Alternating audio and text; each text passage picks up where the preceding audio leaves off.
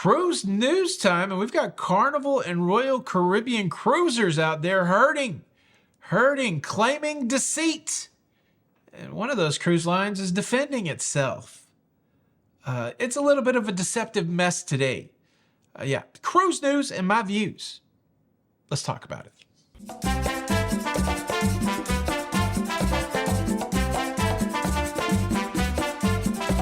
Hey, what's up, everybody? Welcome to La Lido Loca. I am your host, Tony, here with the latest cruise news and views for your face. For your face on a Friday, December the 6th, 2024. And wow, there is a lot of hubbub going on out there in the cruisosphere. I don't even know if that's a word or not. The cruisosphere.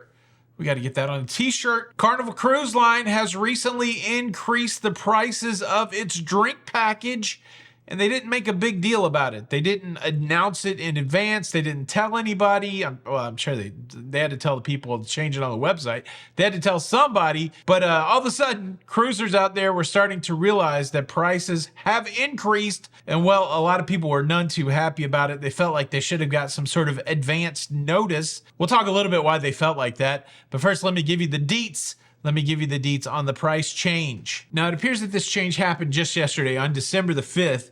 And the way that the Cheers pricing, the drink package pricing worked before the change is that Carnival offered Cheers at $70.74 per night for 6-night cruises or longer. And then for a shorter cruise, they charge you more, $82.54 per night for 5 nights or less. That was the pre-cruise price. On board, $76.64 per night for the longer cruises and $88.54 per night for the shorter cruises. That's the onboard price. But like I said, December the 5th, there was a change that was made. And honestly, this change is only like half of a change, maybe more than half of a change. I don't know what the data fleshes out to be, but now, regardless of the length of cruise, whether it's a long cruise or a short cruise, the price of the Cheers package for the pre-cruise price is going to be $82.54 per day, and the onboard price is going to be $88.54 per day. So really what you have is a change that's only going to impact some people that are already cruising 5 nights or less.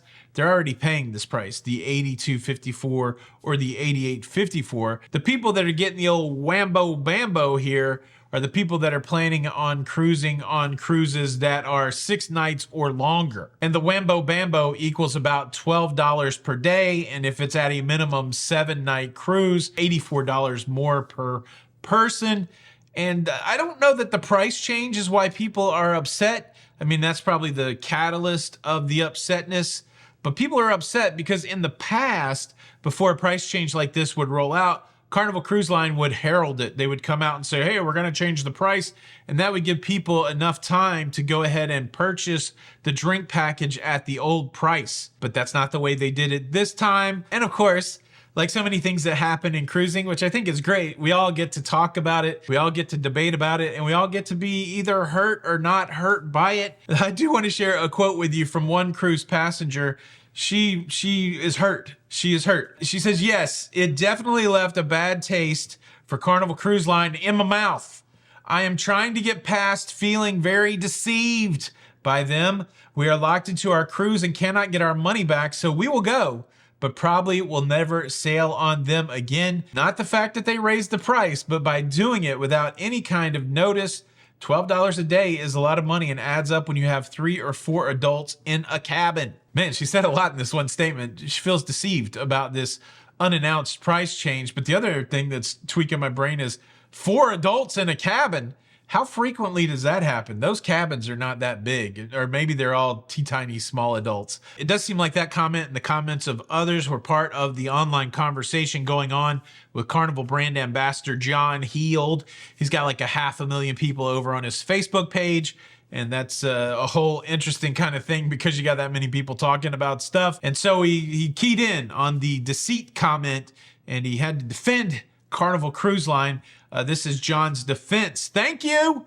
We didn't deceive you. I do understand that you would have liked to have known ahead of time, but I don't think it's deception. But I absolutely understand your point, and so now you have to decide whether the program is still value for money for you. That's true. I mean, John stated something that's very obvious. Any of these purchasing decisions, guess what? You have to decide whether there's value for it. But I guess to the point of deception, he's saying, just because in the past we gave some advance notice, but we didn't give advance notice, like, can you really feel deceived? I guess you can feel betrayed. Would betrayal be a better word? Like, I thought we had a deal where every time you were going to raise the price that we would come together and you would give me a chance to buy the lower price, but then you didn't do it on this one. Betrayal, I say.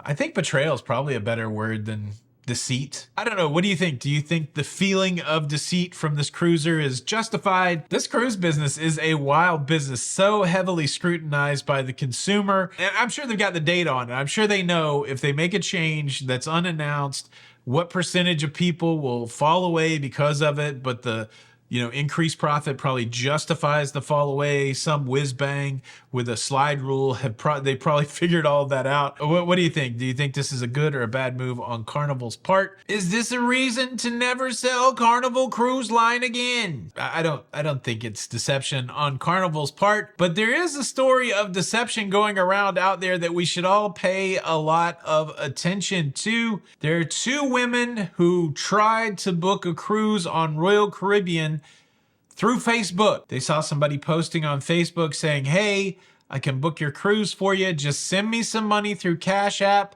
We'll get you all set up, ready to go.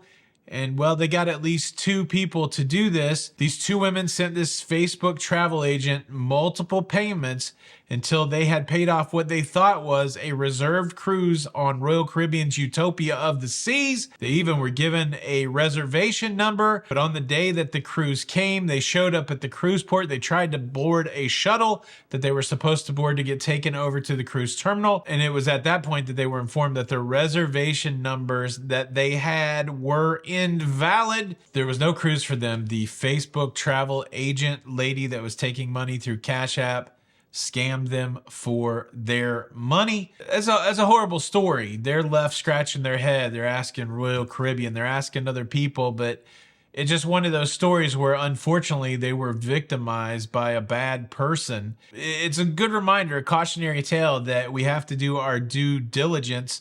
We have to make sure that we're working with reputable people. Can you imagine the scene that these ladies, they pack their bag, they go to a cruise parking area, they allow their suitcase to be loaded onto the shuttle bus, and then they're sitting there excited. It's cruise day. They're ready to go. And somebody has to tell them that, well, we did the checking and you don't have a cruise booked. We've taken your bag off and we'll see you later. Man, it's, we're very blessed that we live in an age where technology has allowed us to do so many more good things. But it's one of those things, as the good rises, so does the evil. And man, there's just some horrible people out there looking to take your money. So you got to be really protective, right? Book with the cruise line. Make sure you're using a reputable travel agent. And that probably takes some extra steps, some extra verification. Ask the Facebook travel agent some questions. Do you have your own CLIA number? Are you registered with the Better Business Bureau? What cruise agency do you work with? How many cruises have you booked? What's your experience in the travel industry? Just some simple interview type questions before you start doing business with somebody goes a long way. You should be able to take the answers to those questions and verify a thing or two. And I think asking that level of question may actually get a scammer to back away from you, because scammers prefer people that are kind of uninvolved. Not interested in all the information. So, yeah, deceitful. Just want to say that I have highlighted another must-have cruise item and wrapped it up in a secret link. So make sure that, when you're done here, you go down to the comments or you go to the description box of this video and click the secret link. It seems like people are enjoying seeing what the secret item is. I see a lot of comments like, oh, I've got that. I don't have that. That's a good item. That's not a bad item.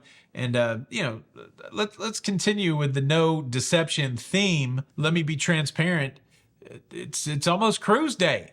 What do I got? I got like 16 hours before I board the Sun Princess. And well, I haven't packed, and I'm still in town, and well, there's a lot to do, but yeah, I think it'll be okay. I'm excited. Shows next week from the Sun Princess. Hope you guys have a fantastic weekend. This is Tony for La Lido. Look, until next time, we'll see you on the Lido. Bye. Cruise news, cruise news, cruise news, it's over.